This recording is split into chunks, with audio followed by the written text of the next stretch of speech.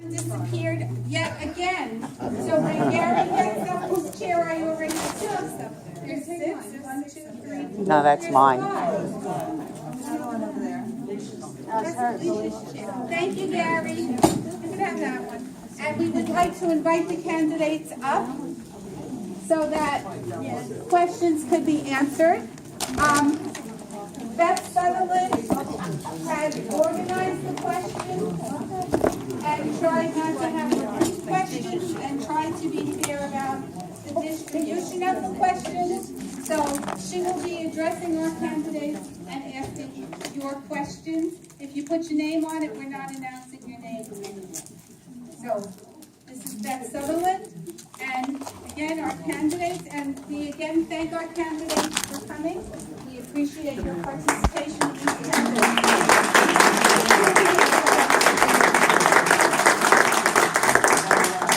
All right, so as Carol said, I have tried to organize the questions into themes. There were a lot of questions on the same sort of issues. And I have 35 distinct questions, and someone asked multiple, so there's no way we're getting through them all tonight. So we'll get through what we can get through tonight. So, all right, I guess I'm going to start with the challenging one and ask Barbara, why won't the Unity and Peace candidates square off against their opponents on the ballot to let the voters choose instead of the courts? Excuse me, I'm sorry, say it again. Why won't the Unity and Peace candidates square off against their opponents on the ballot to let the voters choose instead of doing so in the courts? Gee, I'm sorry. I can't comment on pending litigation. It's true.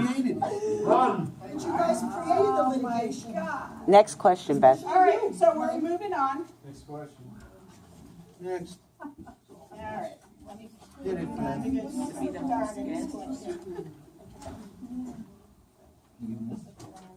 Two of them was litigation. We're really trying. No, I'm sorry. I understand there's Let them answer the question. That's my wife. You don't say shut up to my wife. You try that in another room. You don't try that here, lady. Are you going to intimidate me in the parking lot She like you doesn't do say before? shut up to my wife. Wait, I will deal with this. Deal with it. I will deal with it. Deal with it. Who are you going to tell me you're my mother? This is supposed to be a courteous meeting, and we don't want name calling, we don't want yelling at people, and people have sensitivities that we're not going to pick on. And if someone tells you they are not allowed to answer a question, that should be respected. And, excuse me, you two both have to stop.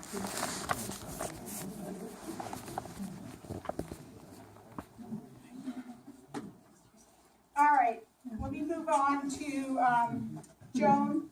Can we start with a question on the village dock? If the villagers want one, what would you do? So what is your understanding of the processes and/or obstacles to establishing a community dock, assuming that you had a reliable way to poll the entire village about this after educating them as to all the costs associated with the project? Wow, that is a huge question. Where to begin?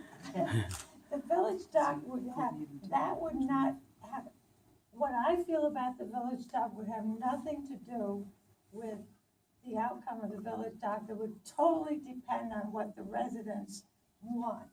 Not the question. They want it. That's not the question. Excuse me, there's no yelling out. If the villagers are in favor of village dock, then we should have SEQA proceed. We should have the DEC investigate the ramifications of a village dock. We should have studies. The study that I saw, which unfortunately very few residents could witness. It was very unfortunate, but there was a wonderful presentation given at Village Hall following a village meeting where Nelson, Pope, and Voorhees showed a PowerPoint presentation, but only, I would say, a handful of residents were there to witness it.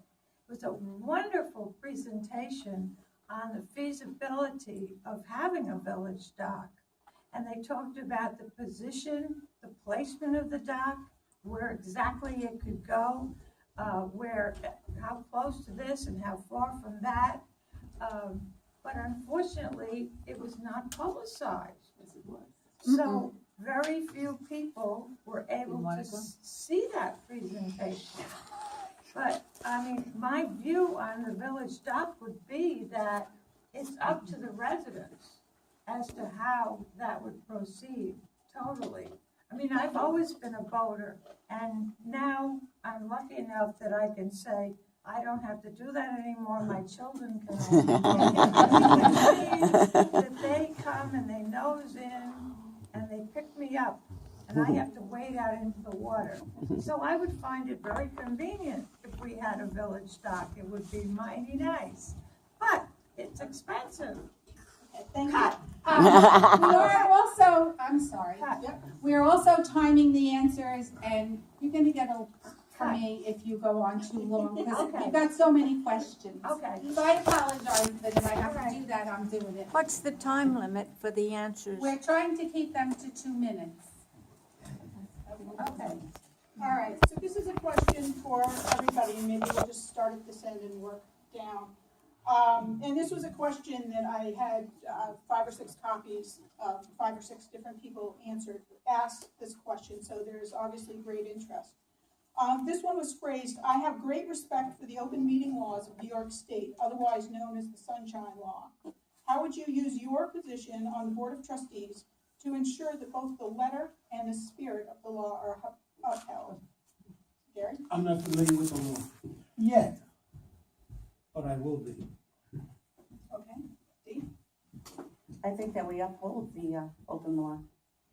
So I don't think that there's a problem with this. It would be continued the way we do it. We put out monthly newsletter to everybody of what meetings are being held. They're posted at the beginning of the entranceways of the village. They're on the calendar of the website. Anything that's changed is emailed out to all the residents. So I think we would just continue the way it is. I reiterate what she said, yes, exactly what we're doing. Okay. Mike? I believe it's not only just the meetings, but any government business must be in front of the public when any decisions are made. And I would stand for that. I would not partake in anything that was not adherent to it. And I would make sure that all the public would know when the government is getting together to make decisions.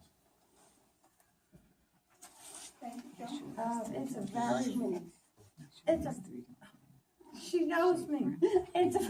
It's a very important law, and I remember the first village I worked for, the attorney hammered it into the trustees that the trustees, if they were out socially, could not be two trustees could be in the same room, but not 3. If you're at a club, 3 trustees cannot be in the same room even. You have to make sure there's no impropriety, even implied impropriety. You just cannot talk to each other. You have to conduct all business publicly.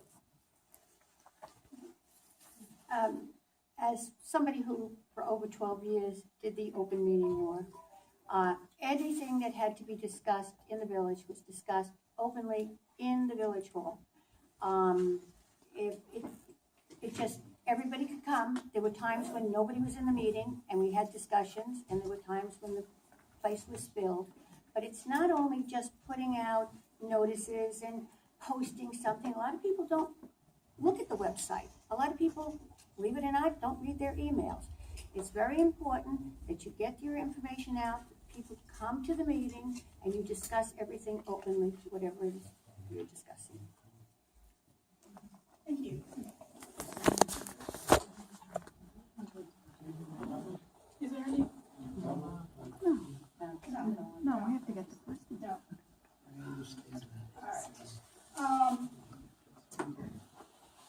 All right, so we did have a few more questions for those who are running for mayor. So this question is for the 2 of you. How important do you think it is for board members to attend trainings and workshops offered by such entities as SC, VOA, and NICOM, to name a couple of examples. Are trustees and mayors mandated to attend a minimum number of education hours per year, like members of the planning and zoning boards? If yes, are the incumbents up to date? And if it isn't mandatory, would each candidate answer whether you will seek such training anyway, even though you'll be serving as a volunteer? Do you want to kick this off? Sure. I don't think that it should be mandatory that you take different trainings. If you need them to go to them. I needed them for secret, I went to that one for secret. But I have a lot more, I have experience in business, I have experience in environmental, I have experience in volunteering. I don't feel that some of the things that NICOM is offering, I needed to be at. One of the things that I thought was important was the election training, which Sandy and I attended last year, and I learned a lot of that election training, because that was something that was new to me. I believe 100% totally that the mayors should go to, and the board, the trustees should have all the education they can have. There are so many changes in the law from day in to day out. Today it's this, tomorrow it's that. There is no way you can actually run a village or a town or whatever without keeping up with the laws and what's going on. NICOM offers a wonderful, wonderful program. They don't have them all upstate any longer. They also have them now on Long Island, so you don't have to go up for a weekend or a week. You can have one. They run it in Hop Hog for a day. They run it here for a day. The planning board and the ZBA are mandated. They have to take those courses.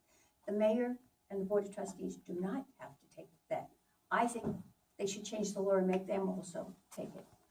Simple things like, freedom of information, FOILs and everything. You really have to know these things, and the only way you know it is to sit down and have somebody tell you how to do it. It is not Zen. I think you need to take that class if you don't understand. You can't read. That isn't what I said. I said I think it's good. The next question is addressed to everybody, and again, we'll go through everybody. This time maybe we'll start with Barbara and work this direction. Many residents, and I think you see a full room here, want you to try to bring the village together. Do you agree with this goal? And if so, what actions do you plan to take as a member of the Board of Trustees to accomplish this? Mine would be basically, I'm going to start with respecting everybody, our usual thing. Respect and unity, okay? That's our name. The thing is that once you start having open meetings where people can come and they can communicate and they can talk and they can ask questions without worrying about it, I think that's the beginning right there. Right there. You come to me and you say, you have a problem. You come to me, you don't like something. You come to me, you like something. We talk about it, we discuss it, and then we move on from there. Everybody goes home, not necessarily happy, but everybody goes home at least feeling like they had their say. They had their day. That's what I would do. Just listening, just having, not just listening and writing it down and filing it someplace, but listening and taking it in and absorbing what people say, absorbing the tone of the village, absorbing the tone of what's felt in the village, what people are thinking, what they're feeling in the village about issues. And it's all about listening. I agree completely. One of the best things is when we were walking around getting signatures from the residents. We all sat down at the table and we talked, and I heard many things, and then I tried to explain some things that I knew about. And I think that process is a very important process. I'd like to carry that on to some extent in having a regular open house in the office, one day a month, one day every 2 weeks, whatever there seems to be a need for. We can't know everything. We want to get everybody's opinion. We want to hear what they have to say, and then we want to digest it and put it in the best form for the citizens of Poquott. And that's what we would like to do.